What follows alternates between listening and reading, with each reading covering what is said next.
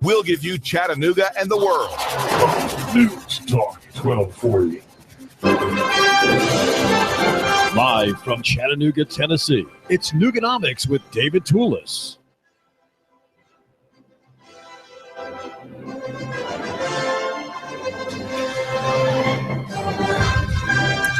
Local economy, the family, small business, free enterprise, and the marketplace all unite in one thing to mention. They look forward. They are forward looking. Now, something that looks backward, that looks always to its rear, that looks always to its rules of control is the bureaucracy. The bureaucracy, which is a term I suppose we can use to cover the modern state, the modern welfare surveillance state, the public school state. It always looks backwards. It always looks according to the rules that are its source of authority. And therefore, a bureaucracy really can't know how to prosper. It can't know how to help anybody to prosper. It can't really know which businesses to bet on, because we often hear that the state is betting on a new line of business, right, through the Tennessee's capitalist enclave in Nashville that purports to aid business development and so on.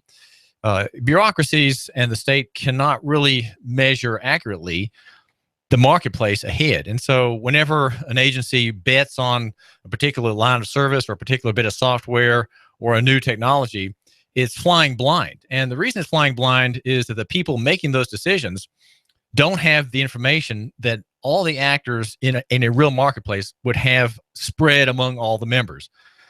And a bureaucrat, an agent or an official, a commissioner of economic development, say, or one of his underlings, can't really know, can't read enough material, can't have it in his mind what the real market is. And so he bases his decision to invest state money or taxpayer money by loans or other means into an enterprise based on a very limited number of reports and impressions and gut feelings and so on.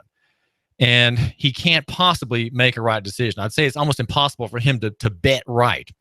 Whereas in the marketplace, the free market where all the actors we propose be on even standing, there, the aggregate of all those independent people figuring out what to do in a particular market and a particular area of service, their decisions are much more likely to be correct because they all have a stake in it. They're not appointed. They bear the risk of their faults. If they make a mistake, they will pay the cost. They will bear the losses. And in contrast to the official never personally bears any loss in his estimation about what to do, where to invest. He's not personally liable. His family's not liable. His children will have their estates even if he loses millions and millions in taxpayer money. It doesn't matter. He's not personally responsible. That's called the problem of moral hazard. And yet in the marketplace, where there's an invisible hand rather than a visible hand, all the people in that marketplace, assuming none or very few have legal advantages over others, they will, on the whole, have the most efficient selection of goods and services, and the prices set for all of those and new ones that are coming are all set by them in the most rational fashion. And that's what the marketplace gives. It gives you rationality. And you cannot have rationality when the state is in charge. And that's something that Ludwig von Mises, the Austrian free market defender and scholar, writes about, how it is impossible for the state and its actors to have any knowledge of the price. They don't have enough information. There's a knowledge gap that is requisite and unavoidable in dealing with a state actor who is pretending to have some say in investments or an economic development or a risk-taking enterprise. He can't possibly know. And the more interventions you have in a free market, more state interventions, the foggier the information gets. And we are right now here in 2015, December, the year is almost over. We are 8 years into a heavily manipulated marketplace, that is to say the American economy. And in the suppression of the rate of interest by the central bank has made it impossible to know what prices really are. Just as in insurance, the third-party payment system overseen by government, it really is impossible to know what the real value of a, let's say, a test, a blood test of some kind, is. The insurance price may say $120, $110, and yet I've interviewed doctors here in Chattanooga who say that the price of a test is actually $2, and the insurance price is past $100, and he can get in the real value when that test deals with him directly and in person, he pays $2. But if he went to that same provider through insurance, through the government regulated apparatus, it would be 10 times or 20 times more than the real value. So we don't know real value because of A, government intervention, and B, because of the central bank's intervention in the world of currency and money. And we are facing, the nation is at a breaking point. The national economy is at a breaking point. And how it will break is, and when the break will happen and what will trigger that break, these are simply matters of speculation. But I think because we have a principle of the marketplace, we can see these things more than those people, maybe friends of yours, who don't have the benefit of a equity-oriented and perhaps I would say a biblically oriented analysis, which is what your modest host here, offer. And that is what I do every day. And I do thank you for giving me just a couple of minutes of your time. The name is David Tulis. David Tulis, the editor of Nooganomics.com. And because the marketplace is forward-looking and seeks to find the best good and the best service at the lowest cost, it is always rational. And you can see how it operates even when it's abused, even in the abuse of the marketplace by the state. You can see the function. Even in the old Soviet Union, right? The totally controlled, top-down, Marxist, Communist Party-oriented economy. Even there, you could see how these principles, which are written into human nature by God, how they work. They work because man is made in God's image, and men are always alike. Men, in their general character, are unchanged for millennia. Man with a soul has always been sort of the same being. Every man, every woman, an expression of humanity, and of course, an individual made in God's image and a unique being with a soul.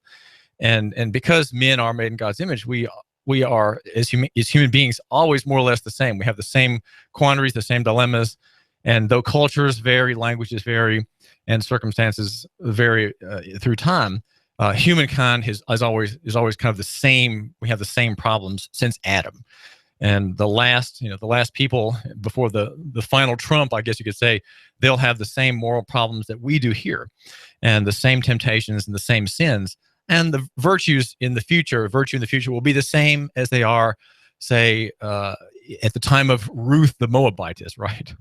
The virtuous woman, a descendant of the Lord Jesus. Well, there's some exciting things happening in the marketplace and in Tennessee, and they're not. Well, I guess partly they're happening here in Chattanooga, but I want to tell you about a Christian man who is going on trial December 22nd in Lawrence County Circuit Court. Lawrence County is near Pulaski, Central Tennessee, south of Nashville. And he is a man, as I have found out a little bit more about him, he's a man who's making the case for the marketplace. And the marketplace, of course, is protected by the Constitution. The Constitution is the great document of liberty here in Tennessee that makes us a free people. And I know you, my listener, you're probably not a free person because you don't realize how to be free. And so it's very difficult to know how to do this, how to be a free person. And of course, the main effort in being free is not necessarily litigation. It's not necessarily standing on your rights at every point. I think our freedom comes when people are repentant. Okay, the premise of what I discuss is often assumed. I don't go into detail often, but really, but Christian Reformation precedes the increase of liberty. Christian Reformation and the arrival of Christianity in a people or among a people is a precedence. It is a necessity first before those people can use ancient writ, which would be our Constitution, to assert liberty, to find liberty, and to live the prosperous and free life that creates capital, right? That creates value. And this man, when I mentioned him, I want to kind of be careful as to what I'm trying to suggest. I'm suggesting that before we generally can have the freedom that he is striving for and fighting for as a defendant in a criminal case, that defense of liberty, the creation of free space, will come more generally and be made more generally available by God's providence as he withdraws his hand from judgment and withdraws from the stage the malefactors, the bad people, whom I call them the good people because they mean well, right? They always mean well. And so we here at AM 1240 Hot News Talk Radio, we talk about the good people because they mean well, and I just want to take them at face value, as their prima facie value as not bad people trying to oppress the constitutional liberties of the people. No, they are good people securing us and maintaining public safety, right? That's what they're there for. And we just have to be appreciative, and we should not hate them, right? We should not hate them at all. In fact, I think we should feel sorry for them because many of them are, as Braden Boucek, many of them are yearning for something that they can't get out of. They're trapped in a system which traps you and traps me, and in a way enslaves us. And the slavery, it is a kind of slavery. The 13th Amendment did not abolish slavery, except for those in prison. The 13th Amendment allows for slavery of those imprisoned, duly convicted, that they can be enslaved. But there are other kinds of slavery, economic and political, and in a way cultural, from which we have not freed ourselves, and from which we have not been made free by the 13th Amendment. We've fallen into a long and deep slave. A reflection of the federal state. But Jay Hirsch is the defendant, and he's in Lawrence County, in Lawrenceburg, I think it is, in Middle Tennessee, and he's being accused of driving on a suspended license or an expired license out of Virginia, and he's saying, "Well, I don't have to have a license." Okay, he's making the state will try to use the once a licensee, always a licensee legal fiction, which is it is a legal fiction which holds for a time, and I think a proper defense of this ancient liberty of travel.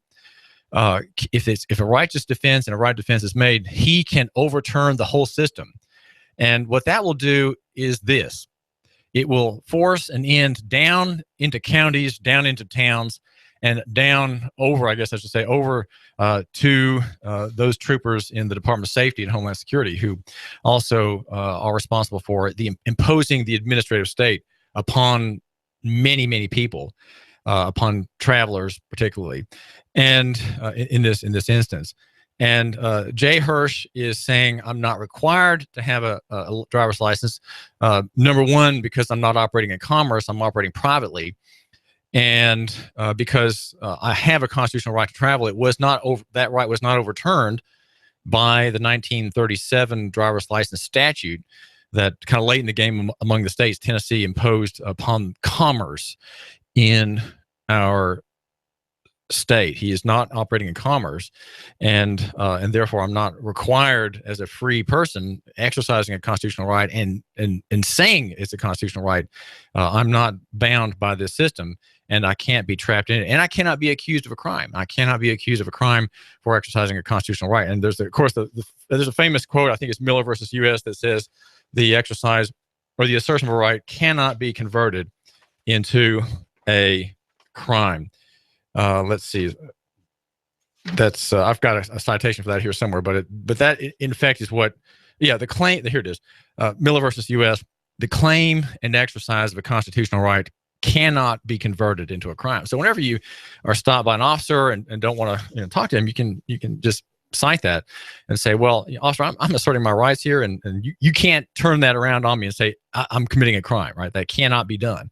Though, in fact, in practice, that often happens. If you assert a right, suddenly you raise the ire, you raise the defense of the officer there who is assailing you, and you have maybe a warmer and longer engagement than you had anticipated, because officers are trained to not respect your rights and to think that if you exercise them, that somehow you are a dangerous person, right? Somehow you maybe even are a threat to that officer's personal safety.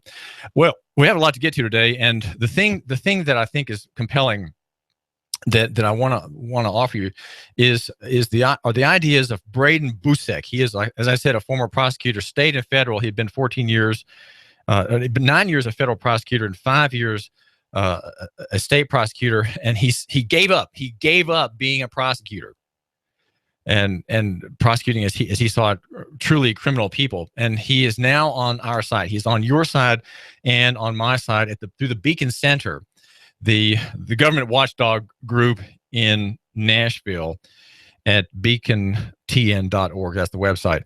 And the thing in view today is the skimming state, the police state, touching not just on the traveling public whose members are and whose individuals are robbed on the highway, but involving also people who are fishermen and boaters and people who are the victims of a class of official that he mentioned to me that I've not been aware of, and that is game wardens. Do you know that game wardens are among the biggest, the most frequent thieves of private property in the state of Tennessee? Now, we're going to get some details from Braden Boucek about this, but many boats, many pleasure craft, many vans, many SUVs are stolen from their operators because some trivial detail was overlooked.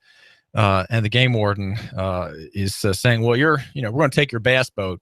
We're going to take your SUV because you were spotlighting deer. And suddenly your $29,000 vehicle belongs to the state, and you have to prove your innocence in an upside down system. So the ACLU and the Beacon Center are uniting to try to overturn, not by litigation at this point, but by politics, to take this very wicked and unconstitutional statute that our legislators have approved. Right, all of our legislators who don't demand an end to this system, they approve every session by their silence, by their consent. Well, we are brought to you by Bruce Krebs, who runs Entrepreneur Source. He's the man to get you into a small business. And his number is 875-5621. You need to make an appointment with Bruce Krebs if you know you need to have a plan B and to get into business for yourself as we face the coming disaster. Chattanooga will have more resiliency in the coming meltdown if it has more small businesses. And Bruce will get you into a franchise, that is to say, you buy into somebody else's business plan and get to work right away. And he is a kind of a headhunter. He's a kind of consultant, and you don't have to pay him a dime. His fee comes from the franchisor. If you, like Matt Grubbs, for example, here in Chattanooga, buy a franchise. Matt Grubbs is a relatively new arrival in Chattanooga, father of one, longtime corporate administrator, who has gone into the bathtub replacement field. And he bought a franchise through Bruce Krebs. Bruce is at 875-5621. Call him today and get on his calendar. You need to have a plan. You, my listener, need to have a plan B, especially if you're an employee at a business whose dynamic you don't know, right? Whose future you are unable to assess. We're also brought to you by Eric Pelton. Eric is the numbers guy. He runs E.J. Pelton Company, and as an accountant, he will help you save more of what you have earned. And if you're liable for tax returns, he helps you with those. And if you're a small businessman with cash flow woes, Eric will help you there. E.J. Pelton Company is the name. EJPelton.com is the website. Call him now and just tell him you've heard about him on David Tulis. If you can remember that name. If you can't remember that name, just say you heard about him on the radio. Okay, that's fair enough. And meet him. His number is 622-3156, 622-3156. Is there a way of resisting the state, especially I think in this downturn. The modern state is on its way out. It's been on its way out since 1945 by one historian's account. And I think with a federal disaster ahead, a federal financial crisis ahead, states all around, even Tennessee, are going to be losing credibility. Is there a means of resistance? Is there a means of warfare? How far can it go? What is the nature of that warfare? Now, the man who's a Christian says, well, the means of resistance is not participating in the free stuff of the modern state. Don't have your children in public school, for example. Have children, right? Having children is probably the most defiant thing you could do as against the modern totalitarianism of our day. The Sharia states that we have, right? We're worried about Muslim Sharia, Islamic Sharia, but we have it already in our modern state. Are there other means? Is litigation part of it? Well, I think litigation may have a part depending on how God has ordained you to be. Now, I don't think you, my listener, are going to be involved in litigation as Jay Hirsch is, but there's something on both sides of these methods of resistance and methods of advance. I'd say local economy is the key ingredient. Local economy. You give us 12 minutes and 40 seconds, we'll give you Chattanooga and the world. News Talk 1240. We expect lots of clouds and fog to start out your Friday. Could see a spotty shower or two pass through, but not much. High temperatures mild again into the upper 60s. Tonight, lows only to the mid-50s. And for the weekend, some clouds, but mainly dry and quite warm through Sunday with highs 70 to 73. Old Man Winter's coming back soon, though, so stay toasty warm with Dodge City Ski Shop featuring the largest selection of cold weather clothing around. That's Dodge City, East Brainerd Road, Chattanooga. And I'm Source Gene 12's Chief Meteorologist Patrick Orr. On AM 1240, Hot News Talk Radio. You give us 12 minutes and 40 seconds, we'll give you Chattanooga and the world. News Talk 1240. CBS Radio News brought to you by Kubota. You can count on Kubota to help you get the toughest jobs done with ease, comfort, and efficiency. Whether you need a compact tractor, zero-turn mower, or diesel utility vehicle, let Kubota help you get your work done. Find your local Kubota dealer at TennesseeKubotaDealers.com. At Kubota, there's only one thing we're selling. Great tractors. Lay your burdens down at the Woodhouse. Leave all your worries at the door. Just take some time. We're transforming lives. Happy holidays At the Woodhouse. from the Woodhouse Day Spa. Holiday gift cards available at Chattanooga.woodhousespas.com. You have an event coming up for the holidays, or maybe it is your daughter's wedding, or maybe just a church or office party, then you need to select Choo Choo Barbecue. That's correct, Choo Choo Barbecue. Whether you like pork, chicken, or beef, oh yes, Choo Choo Barbecue with their savory rub flavor. Oh my goodness, it's making me hungry right now. You add in their delicious smoked aroma, and you have set the table for a perfect meal with Choo Choo Barbecue. That's right, Choo Choo Barbecue. Why don't you give them a call right now? 423-843-9554. That's 843-9554. Call 423-843-9554. Choo Choo Barbecue. You know where it's located, off of Hickson Pike, right there at the Valley Brook area. Don't kid yourself. Your stomach is already on the way.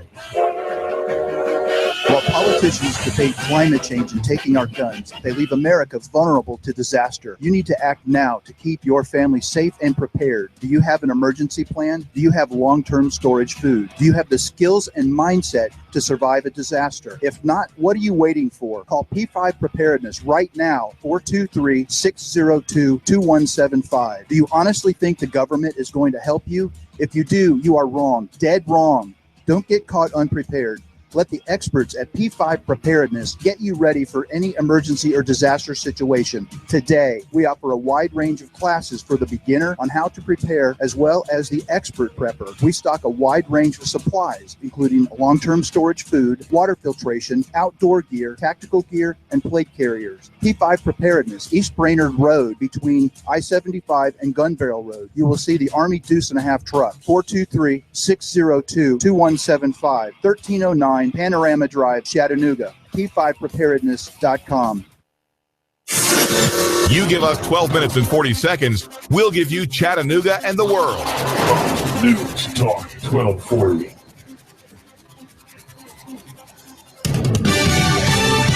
Fox News Radio, I'm Pat O'Neill. An FBI diver team is searching a small lake near the scene of last week's San Bernardino attack that killed 14.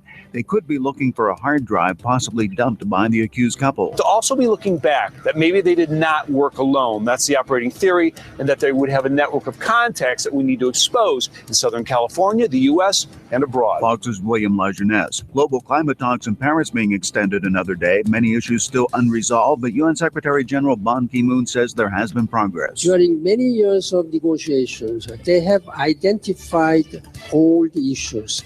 Very good solutions have been already presented. The summit's been going on for 2 weeks. DuPont and Dow Chemical confirm they've agreed to merge in what would create a $130 billion chemical giant. But regulators still have to approve the deal. Fox News. We report, you decide.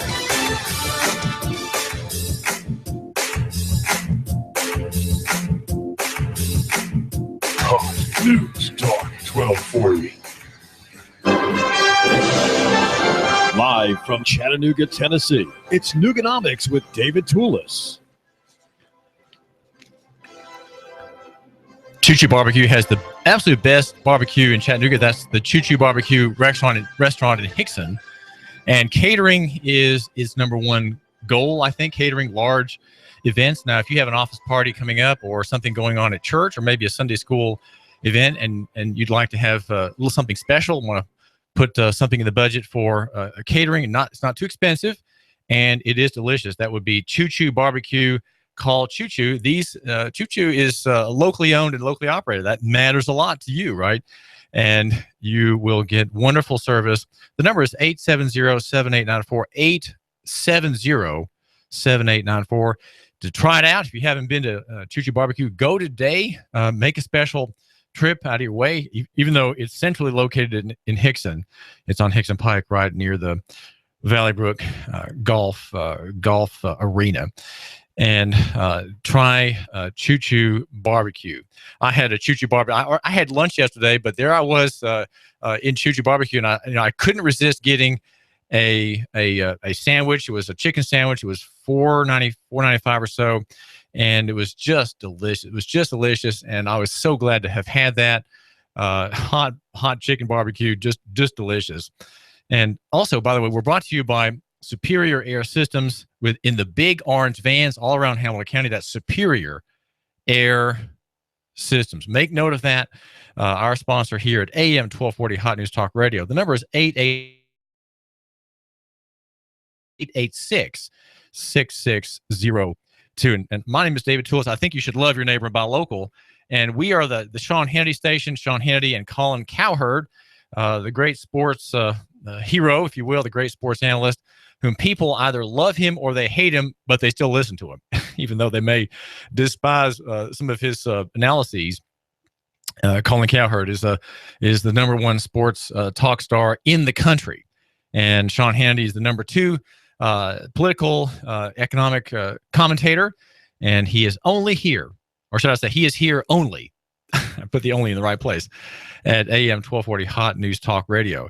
And we're the station that believes in local economy and the free markets and loving your neighbor and buying local. We do a lot of trading, and that is through Trade Bank of Chattanooga, 877-2202, Trade Bank of Chattanooga. You buy and sell often at the wholesale level with Trade Bank dollars through a debit card. And you support local economy and deal with any of 400 local providers, some of them national people, some local, and that is Trade Bank of Chattanooga. My name is David Tulis. I'm so grateful to you that you're giving me a couple of minutes of your time. At Panera Posse this morning, Bob Biles, who is the author of Thieves Emporium and is writing another kind of futuristic economic Bitcoin-oriented thriller, right? A hacker thriller, was there. We got into a very lively conversation that touches on something I've been thinking a great deal about. If you go to Nooganomics.com today, there's a terrific story, kind of a brief. It's a brief, if you will, on the question of the right to travel. I know it's a kind of a backwater. Most people think there's nothing to it, but there's a case going to be heard December 22nd in Lawrence County that could be the case I'm waiting for. I've been thinking a long time about this issue, about the freedom of travel and the voluntary nature of the Tennessee driver's license statute, which I challenged back in about 10 years ago, and the statute was rewritten to account for my arguments. It was a remarkable thing that done outside of my knowledge by the legislature, and it's being challenged again as a defense by a defendant accused in circuit court by the state of committing a crime, the crime of not having the proper papers to use the free public highway for private purposes, and that is the issue. And so today at Panera Posse, to which I'm always invited and which I always attend at the Panera Bread Store in Hickson, we discussed and heard Bob Biles kind of talk a bit about some of the ideas in his next book. And here's something that is interesting to think about. It would operate in tandem with other, you might say, geopolitical events here in Tennessee, and that is how can the state stand if it comes under attack from the digital economy? Think about the hacker world. Think about Anonymous. And the prospect of what Bob describes as dark insurance, where there's a crowdfunding for a hack, okay? The hack is an attack. It is a militant attack by the digital means of an entity. That entity could be a state government. It could be an agency. It could be all the people in a given branch of state government, and it would be dark insurance is a way of paying crowdsourcing. I guess you could say crowdfunding, an effort, a reward for the man who does it.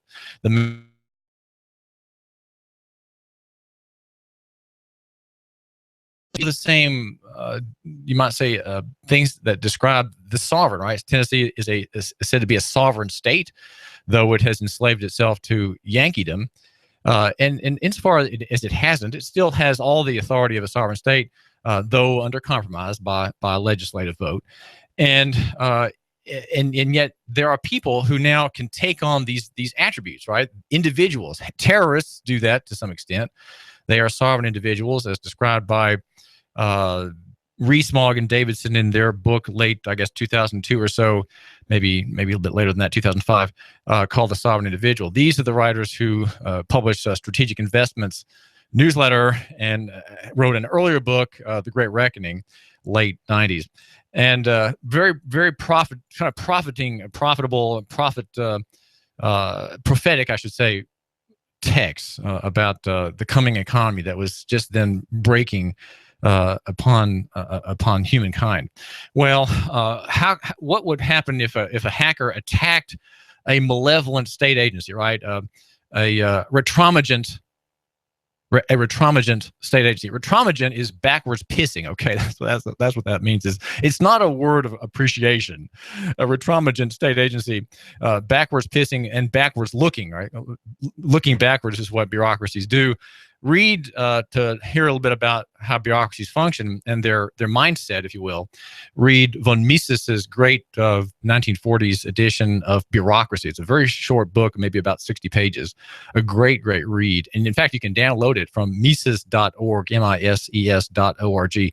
And it explains how bureaucracies are always rule bound, and they can't be creative at all. They cannot be creative. And they go into a kind of a black death. All bureaucracies expand beyond their mission, and finally their mission can't be accomplished anymore because the people within the agency are constantly looking about protection. It's turf protection, mission protection, and just kind of holding their ground against incursions.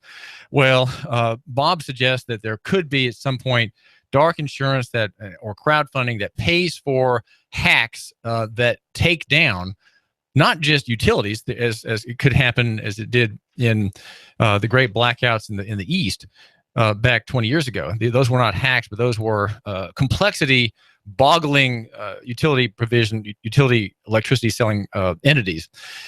What if people are so upset, so fed up with the state, with its incursions, with its civil asset forfeitures, with its pretentious legislatures, with its high-handed governors, and so on, that they say, okay, we're gonna do something in the dark. Okay, we're gonna do something in the dark, and the payment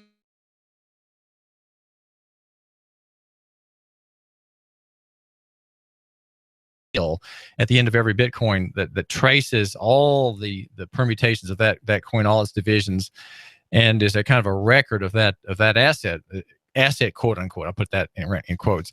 The hacker paid by Bitcoin. Think about that. What would happen? Well, government agencies would shut down. Traffic lights would go bad in Nashville. You'd have traffic jams every day in Nashville because someone is hacking into the system. Well, I know it's something of out of the movie Live Free and Die, which is a great a movie about bad guys taking over state assets, but it could be the hashtag could be something like "had enough of Nashville," right, or "had enough of Washington."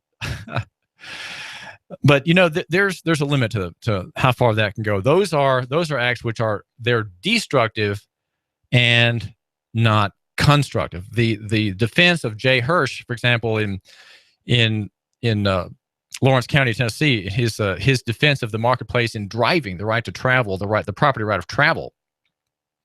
These are you might say destructive of the status quo.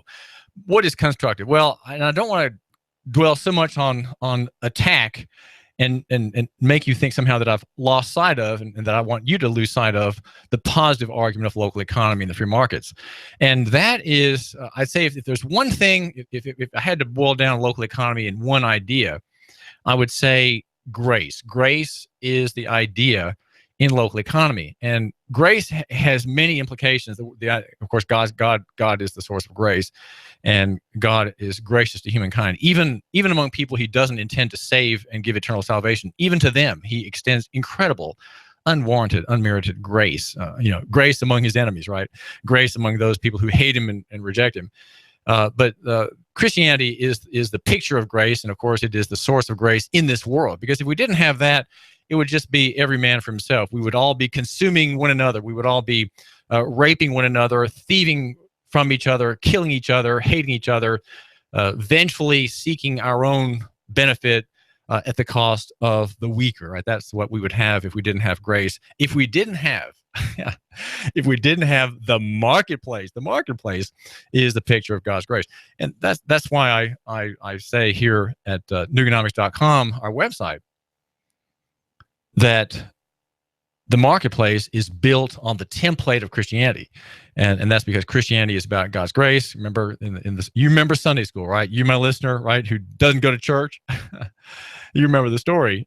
Christ died for sinners on the cross. He gave Himself to save them from their sins, temporally and eternally.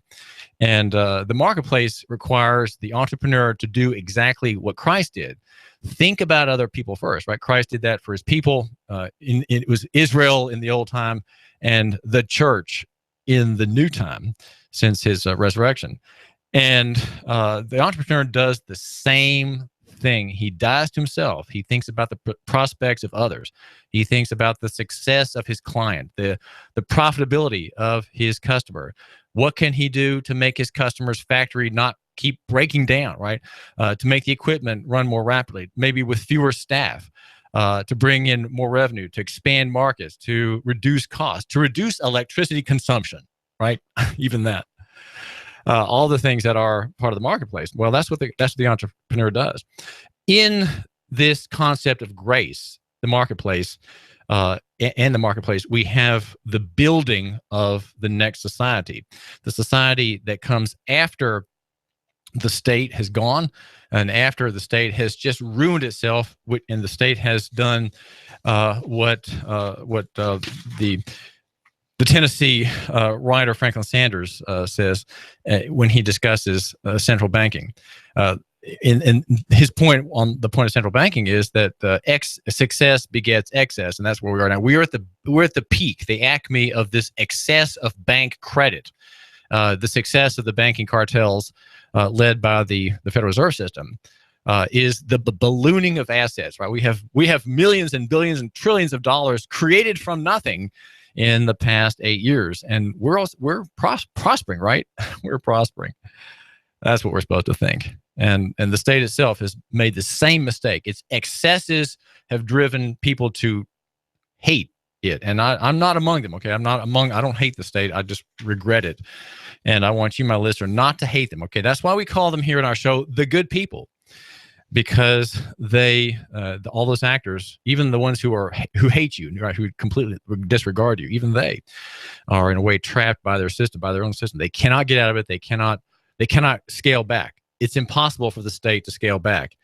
And the political campaign that we're hearing about now regarding the Republicans and the Democrats, these are just tinkerers, right? These are Fiddlybürgers, as they say in Switzerland. A Fiddlybürger is someone who's a petty activist, right? Someone who's doesn't have a lot of sense, slightly foppish and foolish character, who can't really do much good and really not a lot of harm either.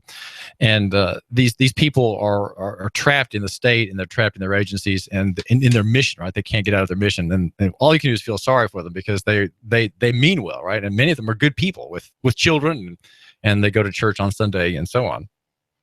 But they are the enemy, and so can they be attacked? Well, Bob Biles, the author, the publisher, actually, he's not the author.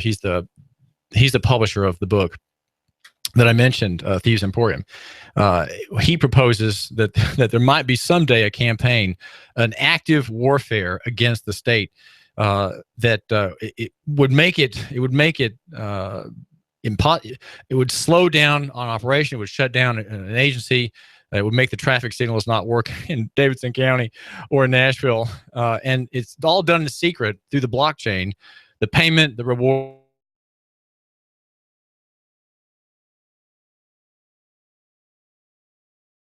They're seeing that they can do that. They're seeing that there's tremendous power. And since these states rely on very complex systems, they're never immune from an outright attack. So there could be digital troublemaking, trying to express dislike for the modern state, and of course the debt situation is what will probably bring an end to the federal power, and there's going to be some retrenchment that will have to come when there is a return of price. Okay, what does that mean? Well, you say return of price. Well, let's put it more dramatically. When there is a crash, crashes are a return of pricing in any particular market, whether it's equities or real estate or even government. The Money Changer newsletter comes out every month. I get a copy of it in the mail. And Franklin Sanders, the writer, once said to be the most dangerous man in the Southeast. He says that the big brother state cannot exist without a central bank. By borrowing all money into circulation, the bank draws everyone into debt slavery and controls the economy. David Stockman would agree with that in his recent economic history. Big brother could not exist with a central bank. I think it means without a central bank to supply the deficits, because rebellion would erupt if you tried to tax for all the spending. If government had to tax for everything it spent, there would be a war. Okay, there'd be a civil war or a rebellion. So to avoid that, we have a central bank, and what it does, of course, is create credit from nothing, taxing everybody in secret through inflation and avoiding an explosion. Only central banks make modern wars, welfare states, and dictatorships possible. And we live in that era, and I would say near the end of that era. If you read some of the authors that I've looked at in the past year, that is clearer. He says, "Dear friends, write this down. The symbiosis of central bank money creation and government deficits is the means, and slavery is the goal." Slavery is the goal.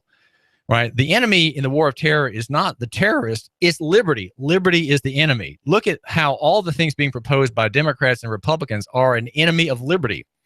A criminalization of people and classes of people who are not criminals, have done nothing wrong, and whom are made somehow to carry the judgment of the state against whole groups, and every individual in that group, whether it's Muslim, whether it's immigrant, whether it's a homeschooler, whether it's a pro-lifer, whether it's a gun rights owner, a gun owner, whether it's a military veteran, whether it is a recipient of Social Security. These are all people who are being made vulnerable. They're the ones who are in danger, or who are dangerous, according to the way the political argument is being made. Slavery is the goal, not for us, but for the Fed and the government. The right thing to do, I get this, for the Fed and the government, the right thing to do is to keep this crippled system working. And he says, why do I scorn and ridicule them then? This is in today's email, by the way. You can get this free email every day or so from the Money Changer out of Central Tennessee, actually from the Lawrenceburg, Tennessee area, by the way. He says they can't even do this right. The indwelling flaw of the debt-backed money system is that success begets excess. Banks always lend, and borrowers will always borrow until the bubble pops. Governments always will spend and spend again until their credit and the currency are destroyed. A competent system with adults in charge, people like Paul Volcker and Peter Peterson, would keep a leash on debt and deficits for their own survival's sake. But the teenage goose we now have in charge, people such as Greenspan, Bernanke, Yellen, Bush, Obama, have neither spine, he says, nor mental, nor moral horsepower enough to rein in the beast. Besides, they seem really to believe they are masters of the universe and can literally do anything, even multiply the Fed's balance sheet by 5. That's happened since 2008, and get away with it. It's a new age with new duties, and we are in charge. Who dares gainsay us? Look on our works, ye mighty. And despair. That's why there's so much confidence. People hear that, and they believe it. Now, maybe not you. I hope you, my listener, are suspicious. I want you to be suspicious of the good people and confident, A, in God, B, in local economy. If you are confident in local economy here in your home county, in your hometown, you're going to invest more fully here. Divest national? That's right. Divest national. Sell national and invest local. Invest here. Sell national, invest here. Get liquid, right? Pay off. If you got debts, get those paid off and get free from the tapeworm economy. Pride goes before destruction, Franklin Sanders says in his daily update, and a haughty spirit before a fall. Add blurry academic nearsightedness, and the mixture could blow up finance, money, and government fatally and finally. And he rightly laughs at the idea of the political debate because it's all just about tinkering, right? Cutting government spending, right? That's what the Tea Party will tell you. Cutting government fat, reforming this, reforming that, auditing the Fed, right? That's what Ron Paul would be talking about, trimming spending.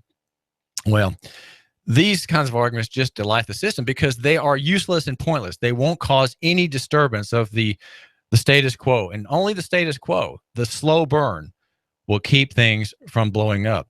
And so the question is, will the slow burn go on indefinitely for the next 30 years? Maybe. But the question is, can these wizards maintain control? If they can't, the marketplace will just burst through all their talk, all their jabbering, all their programs, all their headlines, all their command of the media. And pricing will assert itself, and you will lose half of your net worth. I'm predicting that you, my listener, if you're the average person out there, are going to lose half your net worth because of what the good people have done, and the charge that they've had, the confidence that they have received, maybe without merit. Maybe they don't really deserve it. Well, listen, if there's confidence who needs to be given, I'd like you to give that confidence to Wimpy's. Wimpy's is a Southern restaurant across from City Hall in Sandy Daisy.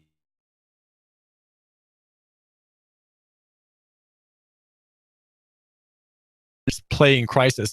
Well, go to Wimpy's and find out how Americans live. It's a lot like European restaurants. There's a big table, and all the locals sit down at it, and they leave their caps on. Right, these are old guys with suspenders, and they know about farming equipment. and break down a pickup truck. Okay, they can talk about all kinds of things, and you can sit among them. You might be viewed as a stranger. Yeah, probably you would be a stranger, but they would talk with you, and you can talk with them and have great food at Wimpy's in Saudi Daisy, just across from City Hall. You'll find it. Just drive on up. It's on the right. City Hall's on the left. You can have confidence in David and his dad, David, at Wimpy's. Eat out. Do it today. We expect lots of clouds and fog to start out your Friday. Could see a spotty shower or two pass through, but not much. High temperatures mild again into the upper 60s. Tonight, lows only to the mid-50s. And for the weekend, some clouds, but mainly dry and quite warm through Sunday with highs 70 to 73. Old Man Winter's coming back soon, though, so stay toasty warm with Dodge City Ski Shop, featuring the largest selection of cold weather clothing around. That's Dodge City, East Brainerd Road, Chattanooga. And I'm Source 12's Chief Meteorologist Patrick Orr. On AM 1240, Hot News Talk Radio. You give us 12 minutes and 40 seconds, we'll give you Chattanooga and the world. News Talk 1240. I'm blowing everything up. We're starting over. I'm doing a new show. I want guys who push it to the middle of the table and go over the top. Take a risk, fail miserably. I'm right, and I'm not wrong, and I'll never back down. Conflict works. Allow it. It's The Herd with Colin Cowherd. Right here and everywhere. Noon Eastern. You give us 12 minutes and 40 seconds, we'll give you Chattanooga and the world. News Talk 1240. Lay your burdens down at the Woodhouse. Leave all your worries at the door. Just take some time. We're transforming life. Happy holidays at the Wood. From the Woodhouse Day Spa. Holiday gift cards available at Chattanooga.woodhousespas.com. Do I sound like a guy who loves to eat? Yeah. You too? Guess what? I cook the meanest hamburger in Hickson at my little restaurant, Armando's at Chester Frost Park. That's it. Right by the entrance, Chester Frost Park on Hickson Pike. I'd like you to come by and let me cook you dinner too. Bring your family, kids, friends. Lunch for common folk, just not the common lunch. Yeah, we're perfect for lunch. And dinner too. Meat guy? Yeah. Potatoes? Yeah. Catfish, BLTs, pecan pie, hot cup of coffee, or ice cold sweet tea. Armando's. That's us. Go on by 11 to 9, Monday through Saturday, right outside the entrance, Chester Frost Park, across from Thrasher. Are you tired of working in corporate America, or have you recently lost your job and would like to consider owning your own business? If you are, please call me, as I can help you look at franchises or business opportunities that fit you, the economy that we're in, and the type of businesses that are right in the greater Chattanooga area. After I help my clients find the right opportunity, I also help them find the best way to finance the business, including paying yourself through the startup phase. If you would like to learn more about opportunities that may be right for you, please call me for a free assessment. My name is Bruce Krebs at the Entrepreneur Source. Phone number is 423-875-5621. I love my Flex loan from Advance Financial. I needed cash, I needed it fast, and I didn't want to get a payday loan. My Flex loan from Advance Financial is not a payday loan. It's a line of credit. I only pay for the cash I need, and I only pay for the time that I need it. There's no lump sum payment. My Advance Financial Flex loan is an open line of credit, and I can get cash anytime I need it. Visit one of our 24/7 locations and get the cash you need today. Advance Financial. Welcome. A view like no other awaits you for lunch or dinner at Ari's in Saudi Daisy. Ari's Harbor Light is the restaurant over the glittering waters of Lake Chickamauga there at the marina. It serves you a quiet dinner for two, a solitary glass after a day of toil, a delicious family feast, pleasing even the pickiest 8-year-old niece here for the holidays. Come today. Ari's Harbor Lights restaurant lays a generous smorgasbord of seafood, Greek specialties, Italian pasta.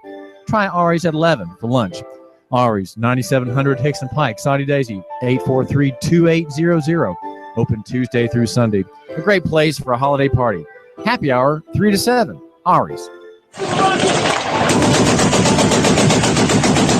Don't be a victim. Arm yourself today at Carter Shooting Supply and Indoor Range, offering the finest selection of personal firearms and ammo, especially the hard-to-find ammunition. You know the police can't protect you. They show up after the crime is committed. The ability to protect yourself, your family, and when called upon, your nation is enshrined in the United States Constitution. Shop the largest selection of shooting supplies on their online store. CarterShootingSupply.com. Carter Shooting Supply and Indoor Range. The largest and cheapest selection in Chattanooga. 6210 Highway 58, Harrison. Call 344-1099. That's 344-1099. Keep your family safe this Christmas by buying them a certificate for Carter Shooting Supply Tennessee Handgun Permit Class. And stop by today to consult one of their qualified experts. They'll fit you perfectly to the firearm that meets your needs. Call 344-1099. You'll always find the widest selection. You give us 12 minutes and 40 seconds, we'll give you Chattanooga and the world.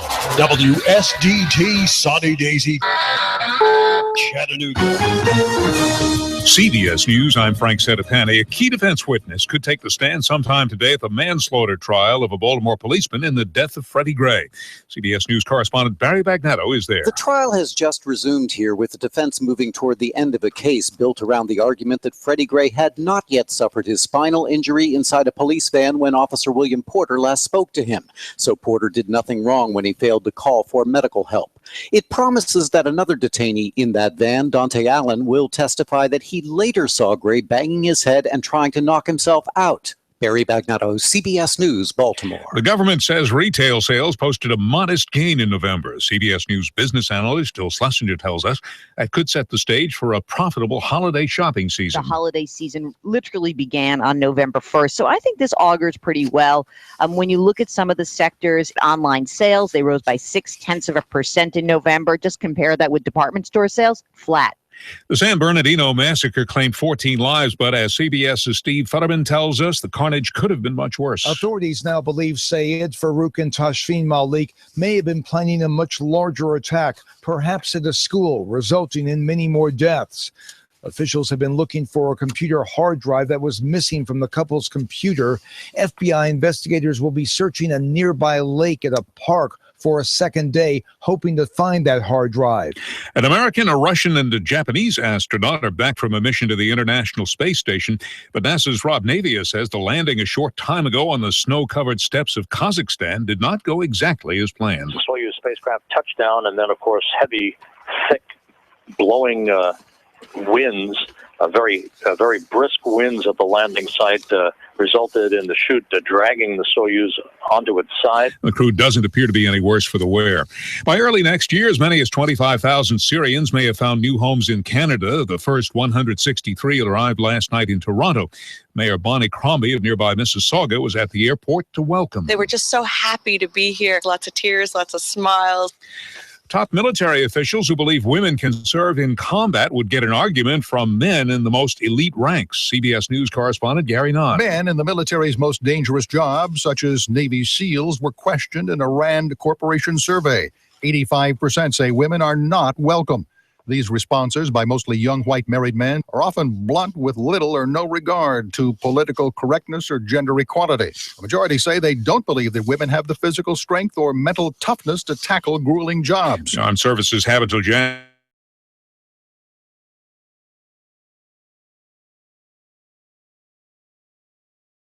Drones and manned aircraft that meet the definition of a mid-air collision. The Dow's down 260. This is CBS News.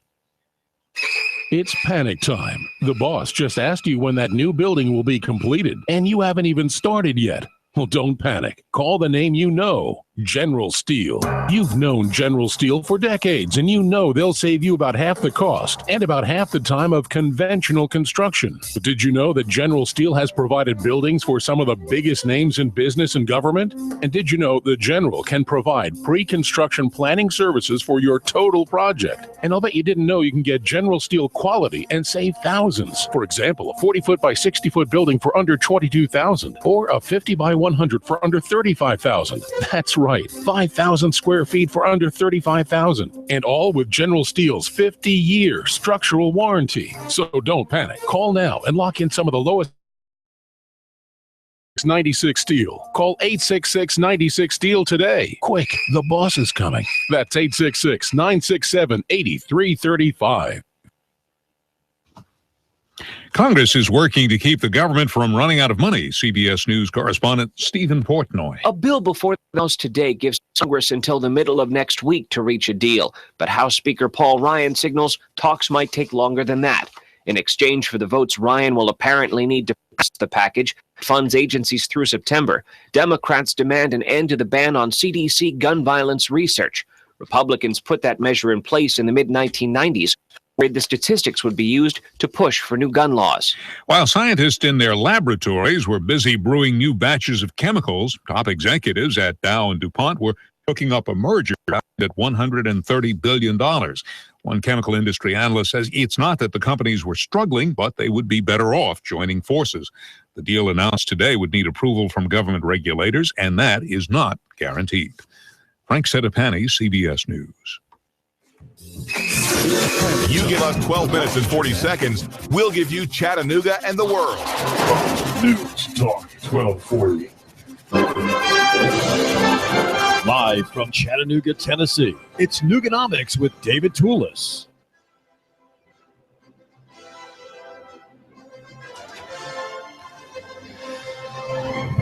The skimming economy is something that we find often in operation in state governments. State governments around the country, in addition to the federal government, are part of this skimming economy. It's an economy that produces no value, but like the fee economy, say, by Securus here in Hamilton County, skimming fees off of communications between inmates and family members, or among inmates and family members.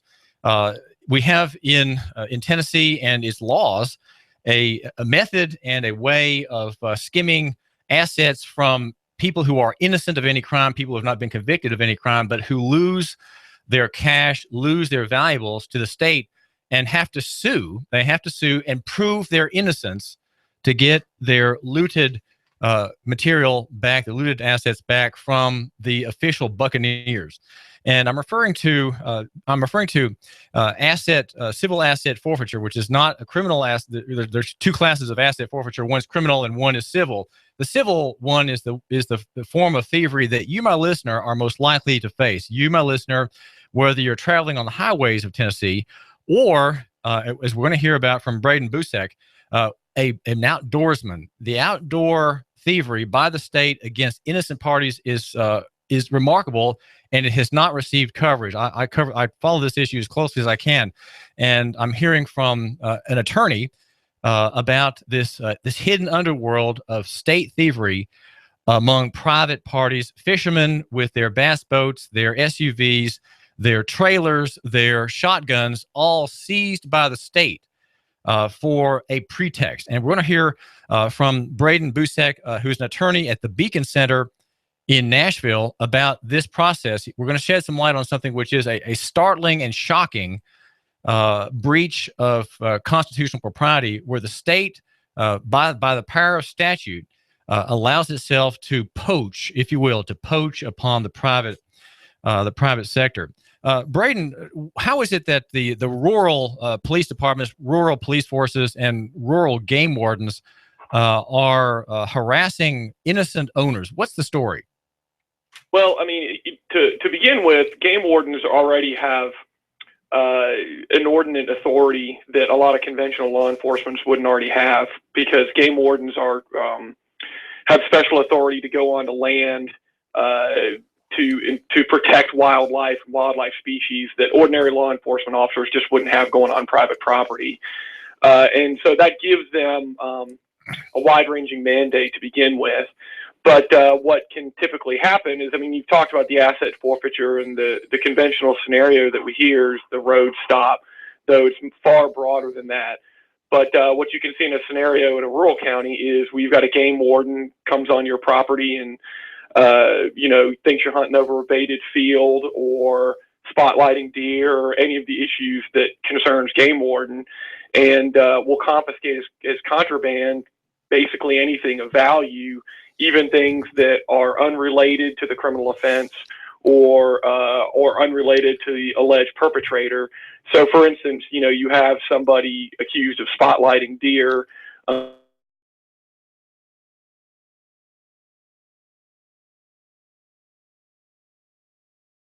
your buddy's guns who may or may not have had anything to do with it, and then maybe they go to your house and take your bass boat. Those are all potential abuses that can happen in rural counties. And just the nature of rural county justice, which is just fundamentally different from the realities of what we're accustomed to seeing in an urban county, make it so there are far fewer checks to that when you actually get down to coming to it in court than you would see in a municipality. Are these encroachments in the rural sectors more numerous than highway encroachments, or just less known? How would you evaluate? It'd be tough to quantify it, and part of the reason why is because law enforcement agencies don't keep any of these records. And that's part of the reason why the recent study for the Institute of Justice, which is a 50-state comprehensive survey of asset forfeiture in the 50 states, gave Tennessee a D-, one of the lowest grades. And part of that scoring was based on the fact that there's virtually no records kept. So we really have no way of even ascertaining how much law enforcement agencies in Tennessee are collecting. We're talking with Braden Boucek from the Beacon Center. That's at beacontn.org on the web. He is a Florida State graduate and a native Tennessean. I think you need to hear a little bit about who he is. He's a married man. He and his wife, Monica, have 2 children, ages 5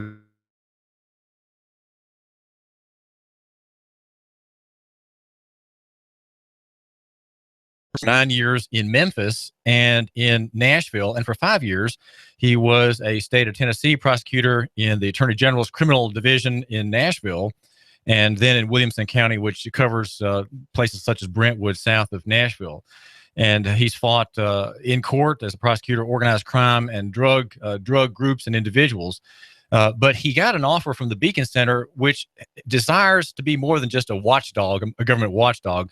I mean, to me, it seems like watchdogs have very limited value because they're just trying to stop government corruption. He has there's something more aggressive about him being engaged by the Beacon Center, and that is to prosecute civil cases, defending the marketplace, defending forgotten constitutional rights belonging to you, my listener, and also to defending defendants who are accused under laws that are abusive of constitutional liberties. Well, tell my listener, Braden Boucek, let's say my listener, let's say my listener is not a rural guy. We are, after all, mostly in the city here in Chattanooga.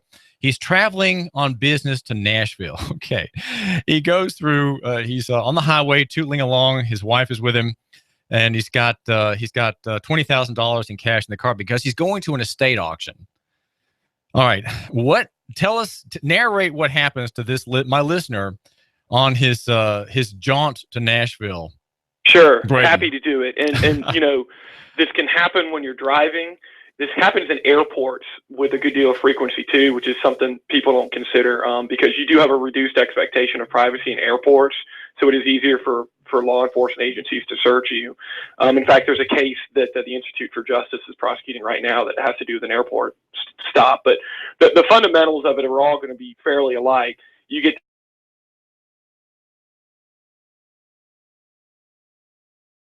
changed or whatever, and the officer has to search your car. You know, you're on your way to an estate sale, is what the scenario you've outlined. So you agree to do it, and the officer finds a large sum of cash currency in there. And the officer then says, well, you know, where'd this come from? I think this is drug proceeds. And, you know, even though he doesn't find any drugs in your car or any kind of contraband, you've got no kind of criminal history, they can take that money, confiscate it as contraband, and not arrest you, which you would, a lot of people would make the mistake in assuming is a prerequisite before they can actually start seizing your property. But the fact of the matter is the law enables law enforcement agencies to take the property without charging you, and in fact without ever charging you, let alone convicting you. And so, you know, the seizure is just step one. What happens next then is, you know, some time goes by and you say, I want my money back. They've never charged me. They're never going to charge me. And you decide that you're going to enter into the asset forfeiture process. And at that point in time, the traditional criminal justice process is stood on its head. At that point in time, the burden is now on you, the innocent party, to prove that the proceeds are not criminal in origin. Okay, and all the law enforcement agency has to prove is that it was by a preponderance of the doubt. That's a significantly lower burden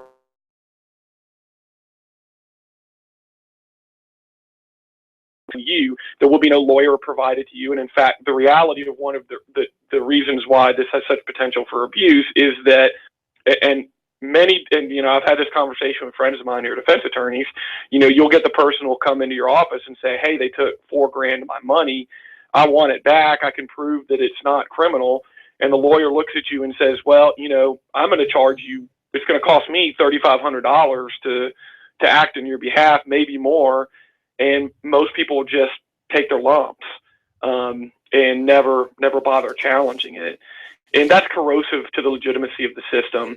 And that's one of the reasons why we think the system needs to be reformed. And I do want to take the moment to say, look, there is a place for asset forfeiture in the system. I mean, in a way, it's very fitting to take criminal proceeds and use them to fight the bad guys. So in theory, it can be a very good thing. But the problem is that it needs to be associated with criminal activity, and so if they're going to take it from the citizens, they need to be obliged to prove that it is criminal in origin, and we need to restore the basic constitutional process, which requires them to prove beyond a shadow of a doubt, beyond a reasonable doubt, that it is criminal in origin. And so that's why the reforms that we're championing are mainly along the lines of it needs to be associated with a criminal conviction. The burden is on the state to prove it. And then the other thing that we really push for is that when the state takes the funds, rather than those funds going into the general pot or than going to the pot for the particular local law enforcement agency, it needs to go into the state's general fund. And so what a lot of people don't understand is that asset forfeiture goes to directly fund the law enforcement agency that seizes it. That leads to all kinds of perverse incentives and potential for abuse because it is essentially policing for profit. I mean, anybody out there who's doing their job understands that when your salary and your funding is tied to particular activity, then you're going to make decisions based on that. And that's not to call into question the judgment of any of our highly competent law enforcement agencies. It's just a natural thing to do. And what we're advocating for then is when those proceeds are seized, they go into the state's general fund, and the law enforcement agencies in turn get funded through the regular process of legislative funding, which we think would remove the nexus between the seizure itself and the incentive to seize because it becomes self-funding. We're talking with Braden Boucek from the Beacon Center in Nashville. He's an attorney, a former federal and state prosecutor, and we'll hear a little bit more about some of the cases that the Beacon Center is pushing. But in what you're talking about here, Braden, regarding civil asset forfeiture, are you proposing changes in the statute? Is that it? And how is that? So this is a political effort that's underway to get the legislature to revise the statute. What's happening there in this effort? That's correct. So, I'm the lawyer, but we have a policy side too, and they're largely responsible for pushing things like school choice and lowering your taxes. But one of the issues that we're doing in conjunction with the ACLU is we're pushing for asset forfeiture reform. And what the reform looks like is that we are pushing for civil asset forfeiture to become criminal asset forfeiture. So that is, it goes hand in hand with the criminal prosecution. The state would have to prove your guilt beyond a reasonable doubt. And then we're also pushing for those funds to get allocated to the state's general fund rather than the particular law enforcement agency. Well, are you essentially, Braden, are you essentially responsible for the seizure? So there is a legislative push that our organization is doing on the policy side, with groups like the ACLU, which strikes a lot of people as odd bedfellows. But we're aligned with liberty more than we're aligned with anything else, and we'll work with anybody to get us there. Well, so essentially what you're saying on the policy side, Braden Boucek of the Beacon Center, is that you're pushing for effectively abolition of civil asset forfeiture, pushing all asset forfeiture proceedings by the state against a private party into the criminal side. There has to be a criminal case, a criminal accusation. Yeah, well, you've accurately described it, though I would push back a little bit on the characterization of this as abolition. I mean, I've done criminal asset forfeiture. Most prosecutors who've done any amount of drug work have done criminal asset forfeiture. So it doesn't mean you can't keep the criminal proceeds. It doesn't. It just means that it's got to go through the regular, ordinary process that we associate with criminal proceedings. And really, if these proceeds are criminally derived, such that it's appropriate for you to take them in the first place, it's not that big of a burden to put it into your indictment, submit it to a grand jury, add it to the charge, and at that point in time, the person either pleads guilty to it or it's resolved by a jury at a trial. But it doesn't, in theory, take away from law enforcement's ability to take anything that they wouldn't ordinarily be taking, as long as it is, in fact, criminal proceeds. It just puts the onus back on them to prove that it is criminal proceeds. Braden, my listener has a question, and I'm here, the media, right? The word media means between. I'm between you and my listener, and so the listener is sort of asking me by, I guess, telepathy, to ask this question. What does he need to know about the traffic stop? That's what we hear about these cases, including the one that the Institute for Justice is defending on the man on the, I think it was a train, the young man on the train, or was the airplane. What does he need to know on the side of the street? What he wants, I think he needs just to say no. So what does just saying no mean for granting permission to search? Can give a sketch, give a quick sketch as to what he needs to say and know and why. Well, as to what he's supposed to do, that's a fact-specific scenario. But as far as what your rights are you have an unequivocal right to refuse to consent a search of your car. That's not to say you should do it. There may be good reasons why you should do it, but you do have the right to do it, even if the officer is asking you questions in such a way that makes you feel like you probably should say yes. Well, hold on a second, Braden. Hold on. Why would back up here? You're immediately conceding something here. Why would the listener?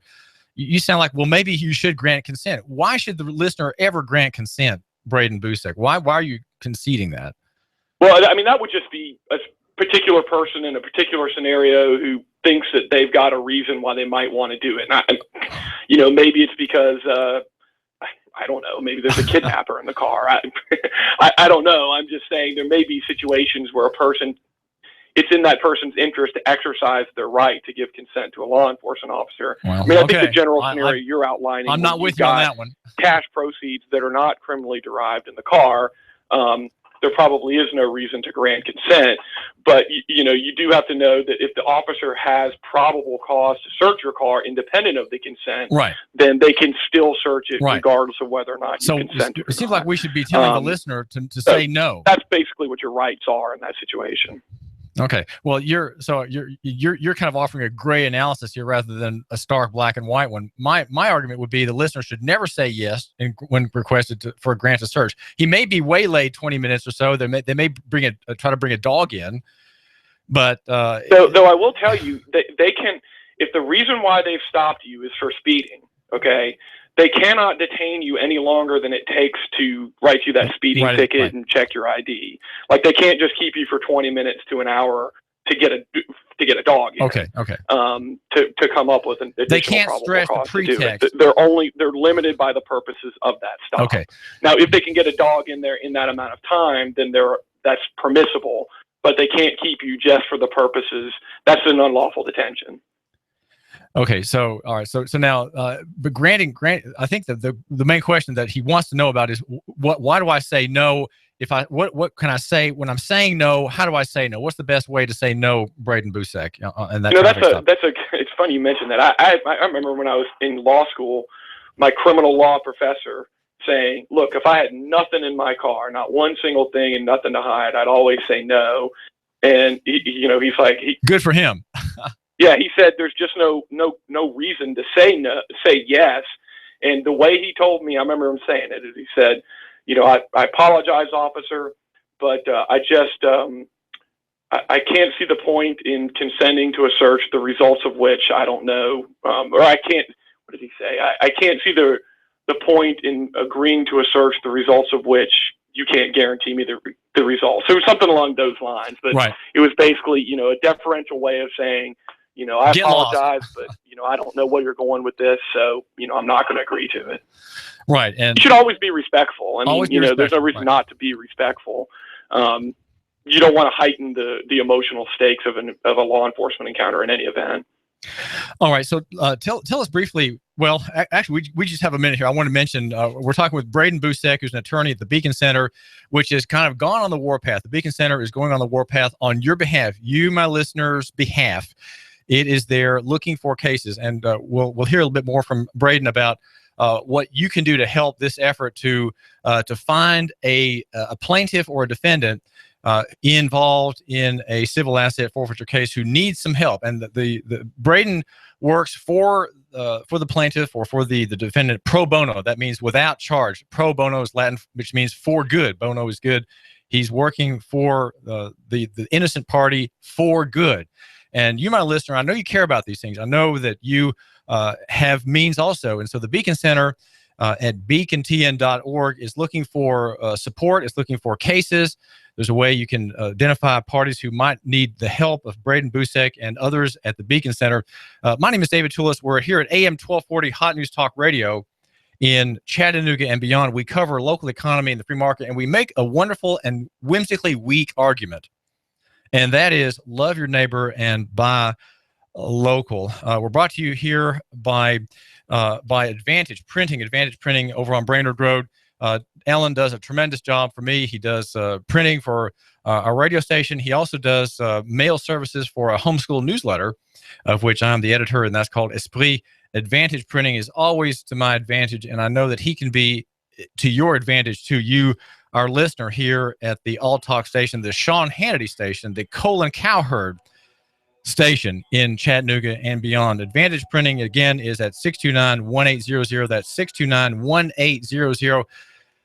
I've got some things I want you to hear. I want you to remember, support my advertisers and you support me. If you like David Tulis, if you like Sean Hannity, if you like Keon Rose with Clutch, the sports show, and other fine things here, be a sponsor and support our advertisers. Hang on. I've got something I want you to hear. Hang on. You give us 12 minutes and 40 seconds, we'll give you Chattanooga and the world. News Talk 1240. We expect lots of clouds and fog to start out your Friday. Could see a spotty shower or two pass through, but not much. High temperatures mild again into the upper 60s. Tonight, lows only to the mid-50s. And for the weekend, some clouds, but mainly dry and quite warm through Sunday with highs 70 to 73. Old Man Winter's coming back soon, though, so stay toasty warm with Dodge City Ski Shop, featuring the largest selection of cold weather clothing around. That's Dodge City, East Brainerd Road, Chattanooga. And I'm Source 12's Chief Meteorologist Patrick Orr. On AM 1240, Hot News Talk Radio. You give us 12 minutes and 40 seconds, we'll give you Chattanooga and the world. News Talk 1240. CBS Radio News brought to you by Kubota. You can count on Kubota to help you get the toughest jobs done with ease, comfort, and efficiency. Whether you need a compact tractor, zero-turn mower, or diesel utility vehicle, let Kubota help you get your work done. Find your local Kubota dealer at TennesseeKubotaDealers.com. At Kubota, there's only one thing we're selling. Great tractors. Lay your burdens down at the Woodhouse. Leave all your worries at the door. Just take some time. We're transforming life. Happy holidays at the Wood. From the Woodhouse Day Spa. Holiday gift cards available at Chattanooga.woodhousespas.com. You have an event coming up for the holidays, or maybe it is your daughter's wedding, or maybe just a church or office party, then you need to select Choo Choo Barbecue. That's correct, Choo Choo Barbecue. Whether you like pork, chicken, or beef, oh yes, Choo Choo Barbecue with their savory rub flavor. Oh my goodness, it's making me hungry right now. You add in their delicious smoked aroma, and you have set the table for a perfect meal with Choo Choo Barbecue. That's right, Choo Choo Barbecue. Why don't you give them a call right now? 423-843-9554. That's 843-9554. Call 423-843-9554. Choo Choo Barbecue. You know where it's located, off of Hickson Pike, right there at the Valley Brook area. Don't kid yourself. Your stomach is already on the way. While politicians debate climate change and taking our guns, they leave America vulnerable to disaster. You need to act now to keep your family safe and prepared. Do you have an emergency plan? Do you have long-term storage food? Do you have the skills and mindset to survive a disaster? If not, what are you waiting for? Call P5 Preparedness right now, 423-602-2175. Do you honestly think the government is going to help you? If you do, you are wrong, dead wrong. Don't get caught unprepared. Let the experts at P5 Preparedness get you ready for any emergency or disaster situation. Today, we offer a wide range of classes for the beginner on how to prepare, as well as the expert prepper. We stock a wide range of supplies, including long-term storage food, water filtration, outdoor gear, tactical gear, and plate carriers. P5 Preparedness, East Brainerd Road between I-75 and Gun Barrel Road. You will see the Army Deuce and a Half truck, 423-602-2175, 1309 Panorama Drive, Chattanooga, P5Preparedness.com. You give us 12 minutes and 40 seconds, we'll give you Chattanooga and the world. News Talk 1240.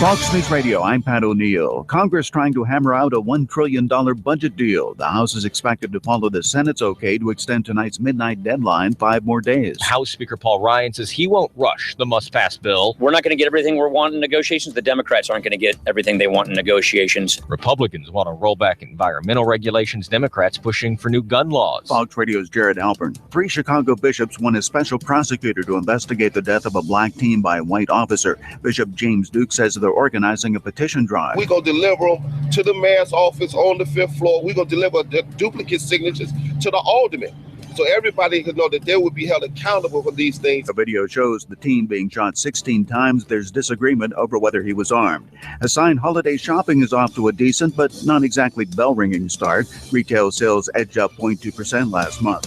Fox News, we report.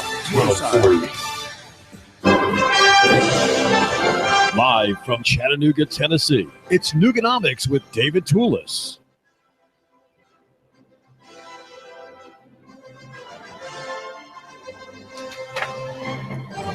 There's a story on Freedom Outpost about a farmer who is compelled in Michigan, compelled to dump raw milk and break 1,000 free-range eggs by the Michigan Department of Agriculture. It's a story that breaks the heart, of course, and that's because it's illegal. It's illegal to sell food without a license in that state, and the farm in question was a co-op where everybody owned a part of the chicken that laid the egg and the cow that emitted from its udders the milk. This is David Tulis, and we are here at AM 1240, Hot News Talk Radio, the station that covers local economy and the free market. We're the Sean Hannity station and the Colo Cowherd station, the great sports station. And we favor, oddly enough, the Minority Report. And it's the Majority Report, as against our own, says that far is better than near and that big is better than small, and that complex is way better than simple. And, of course, it drones on down in the footnotes where further skirmishes occur between scimitar and javelin. And the Majority Report says corporate is better than personal and abstract is better than physical. But you, my listener, know better. You're not going to buy that, are you?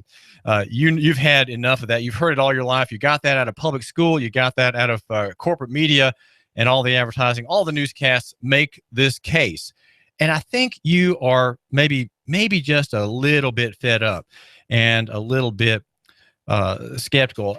But listen, here's something that you shouldn't be skeptical about, and that is a gift card for Woodhouse Day Spa. Woodhouse Day Spa, a new outfit in Chattanooga down at Warehouse Row, has all kinds of wonderful things for your beloved, right? Your, my listeners, beloved, the sweetheart of your life, the gal you married, the gal still of your dreams. You can buy a gift card for her for, I think the half day is about $300.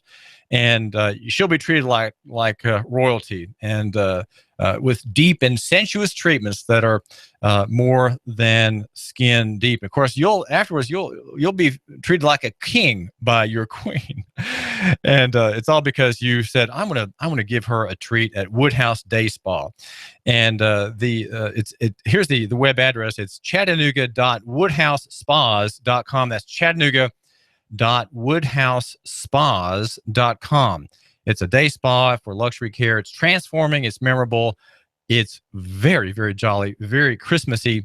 And the number is 443-4478. That's 443-4478. We're talking with a man who has, you might say, repented.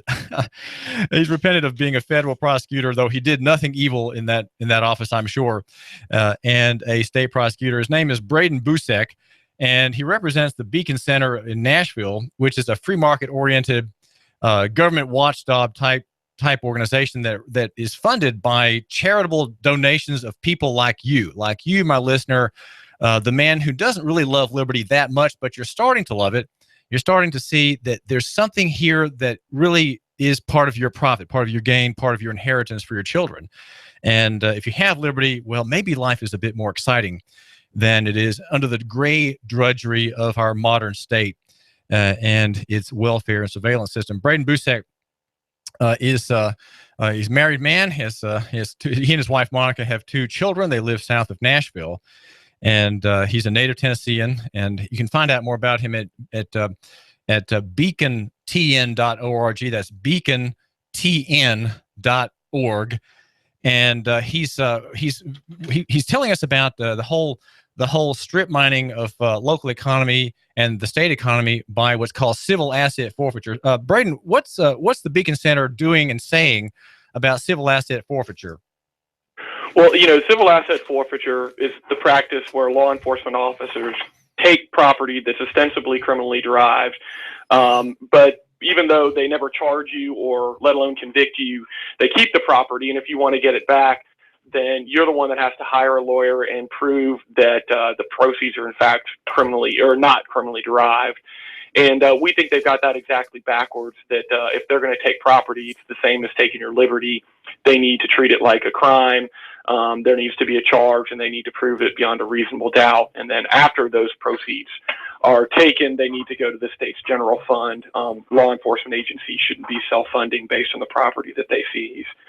So, that's in a nutshell the abuse that we see potentially arising from the current structure, and the remedy that we see. Now, the remedy that I've just outlined is very much the policy side. And one of the things that we're doing in Beacon is we've got our policy side, which is advancing legislative change, but they've also got me, who is there to litigate on behalf of the same causes.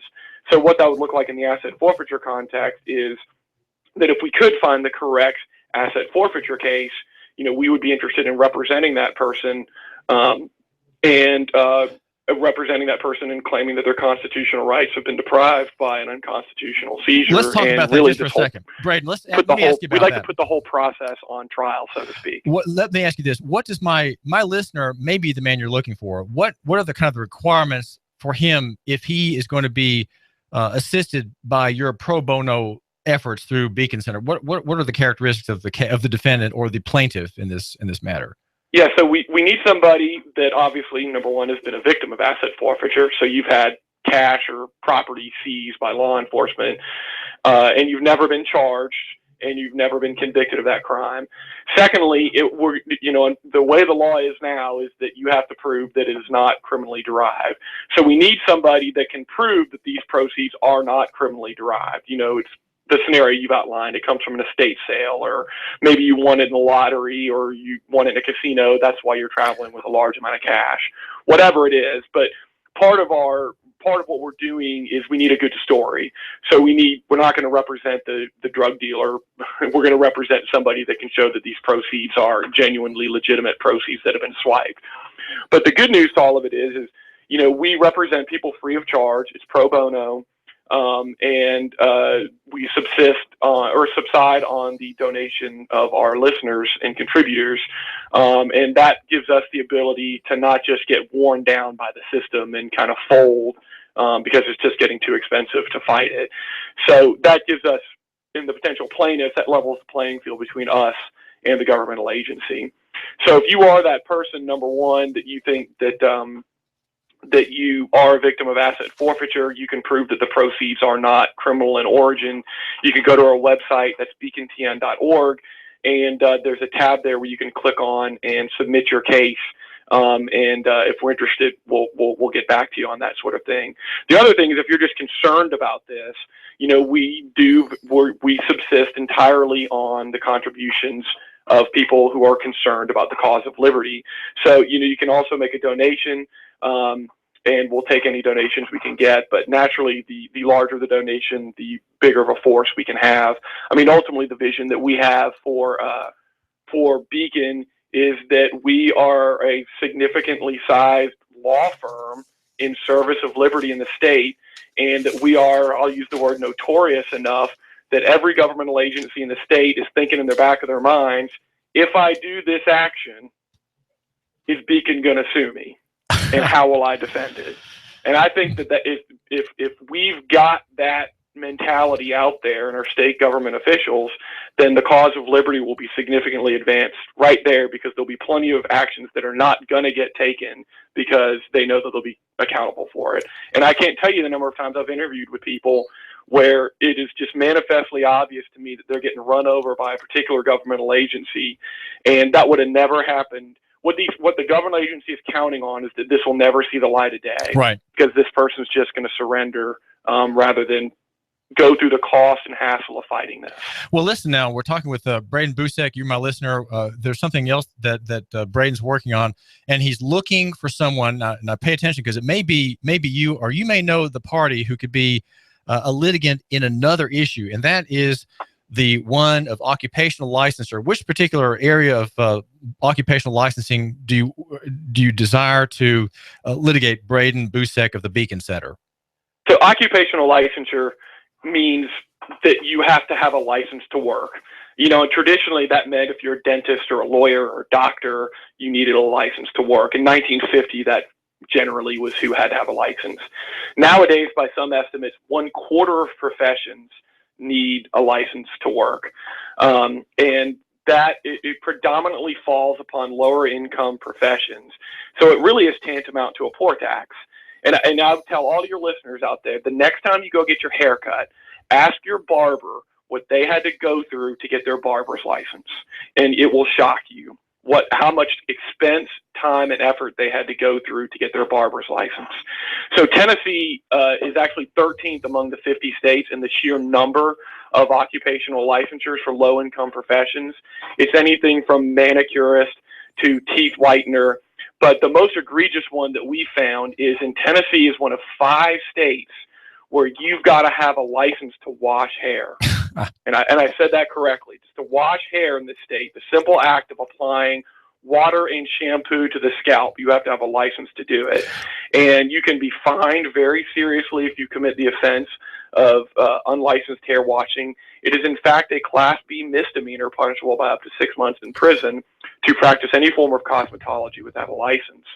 And make no mistake about it, the state is serious about enforcing this. I do open records requests on this. I keep very careful tabs of it. And I've got a stack probably about 8 inches high of people in the recent past who've been cited for unlicensed hair washing. There are investigators that investigate this. The state employs attorneys that essentially prosecute these offenses. And we cannot wait to find a shampooer that is willing to challenge this. So we have interviewed any number of people, but we're still looking for the exact right, perfect plaintiff to go challenge basically the right to work in this state to pursue a lawful occupation. We think that is a constitutional right. I agree with you, and I think the listener has the vague suspicion that you're right. What are the characteristics of this ideal plaintiff? You say you've talked with several hair washing prospective plaintiffs, but you haven't yet found the right one. What's wrong with the ones you've talked to, and what is the key point of of the party who could be the plaintiff or the defendant in a Beacon Center case against this travesty? So, we'd like somebody with a good life story, somebody that's overcome adversity and somebody for whom the ability to wash hair would make a material difference in their circumstance. Okay. And that person needs to be somebody that is willing to endure a certain amount of media scrutiny and a certain amount of hassle for dealing with the litigation.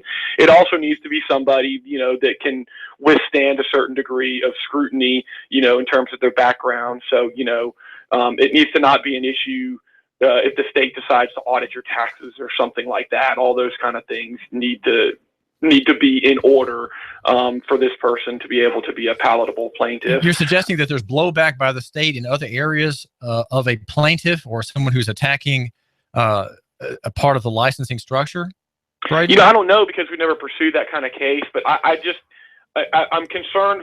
I want to represent a person that can go all in on this thing, and I don't want somebody to be in the middle of this thing and realize that they've gotten themselves into a mess and regret that they've done it.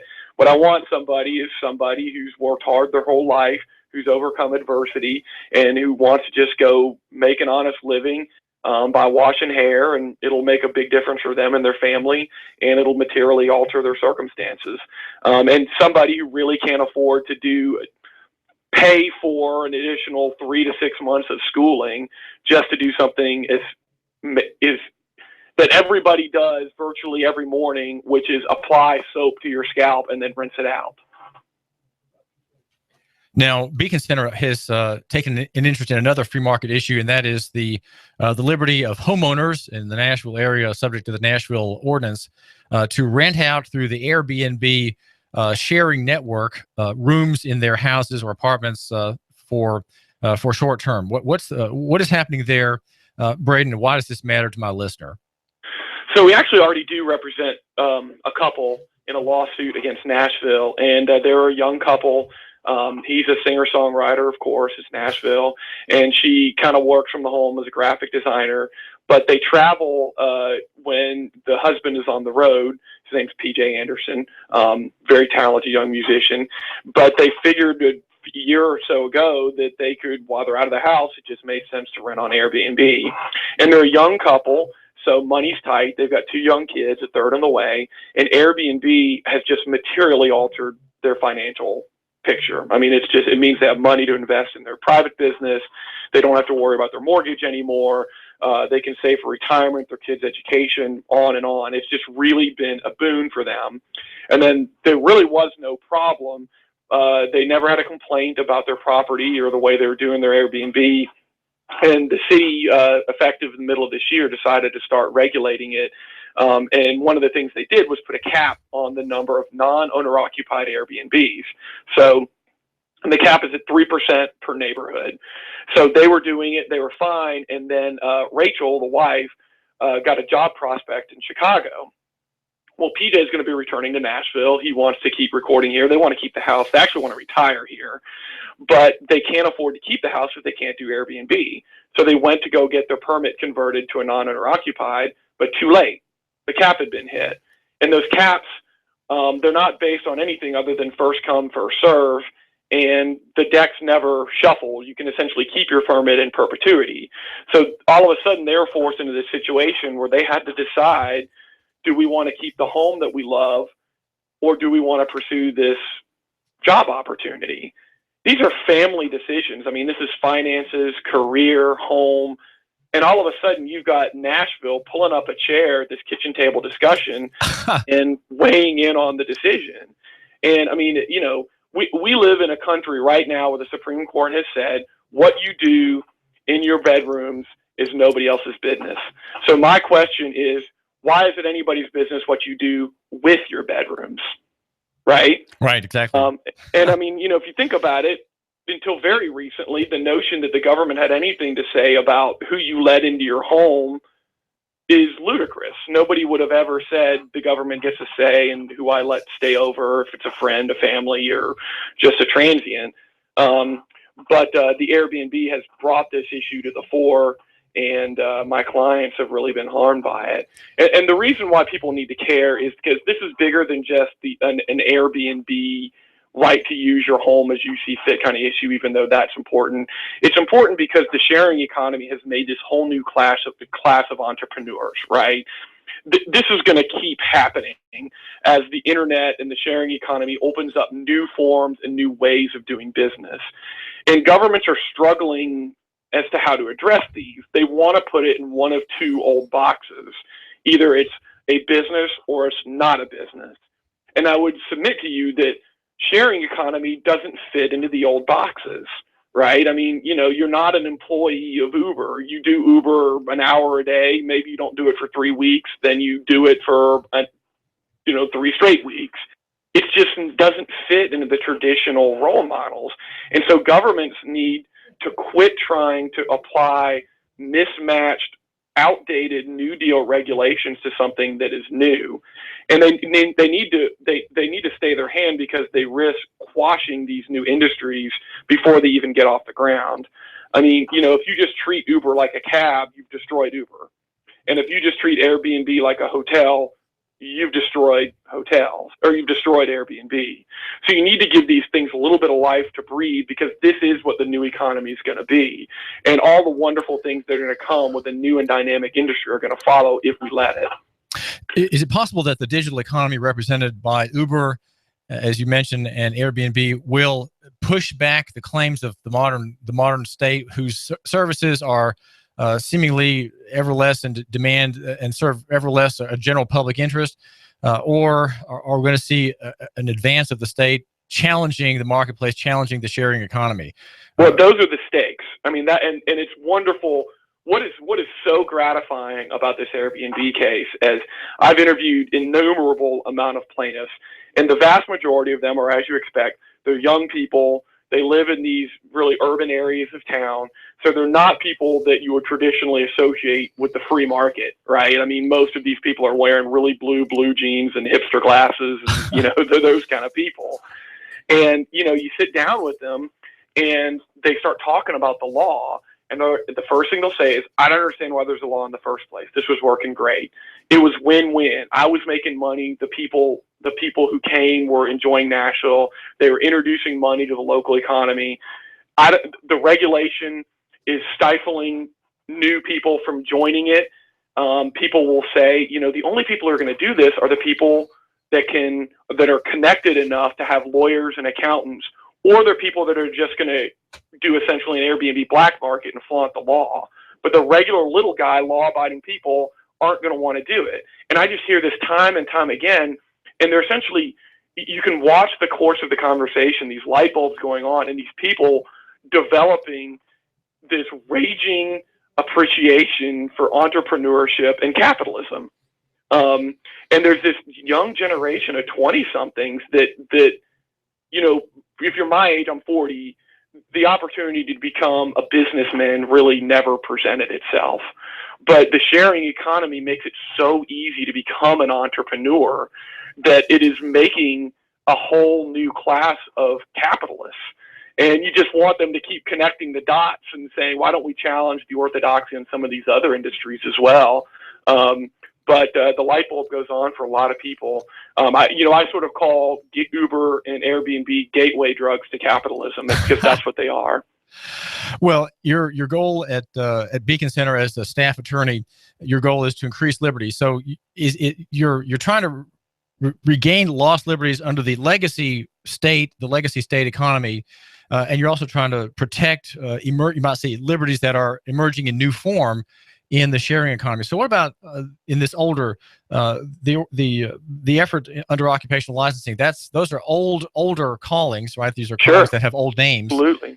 And you're trying to give them room to breathe and encourage people to enter them if they want to, and not have to deal with the state at all. That's the goal, is to not have a state encounter for what is an innocent occupation of right. Right. And I mean, distilled to its essence, what we're talking about is the right to pursue a lawful occupation. That's what it is. A lawful and innocent occupation.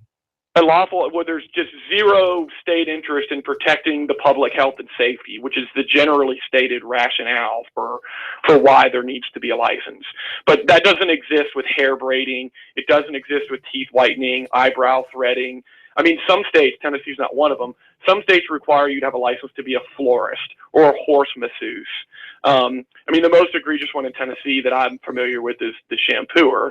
But, we live in a state, the state of the Constitution today is such that you've got a constitutional right to burn a flag, you've got a constitutional right to get an abortion, but you don't have a constitutional right to pursue a lawful occupation.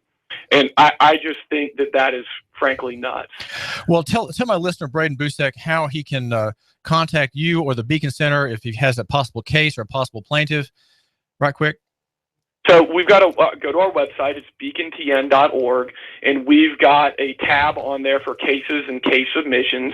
And we take cases, case proposals online. There's no guarantee that we'll take them, but we'll evaluate them and give you feedback. But this is the vast majority of the ways that we're going to get their cases is when people come and find us. And unfortunately, we're only allowed to take a few of them. When you offer free legal services, you're very limited. But we are funded through the generous contributions of our listeners and donors. So if this is a cause that you believe in, litigating for liberty, please, we accept all. We're grateful for all contributions. And this is David Tulis. Braden, thanks so much. Thank you. Anytime, David. Braden Boucek is an attorney with Beacon Center, and you, my listener, need to consider supporting this important work. This is an important work to push back the false, deceptive claims of the state against common, ordinary people, such as shampooers. This is David Tulis. Expect lots of clouds and fog to start out your Friday. Could see a spotty shower or two pass through, but not much.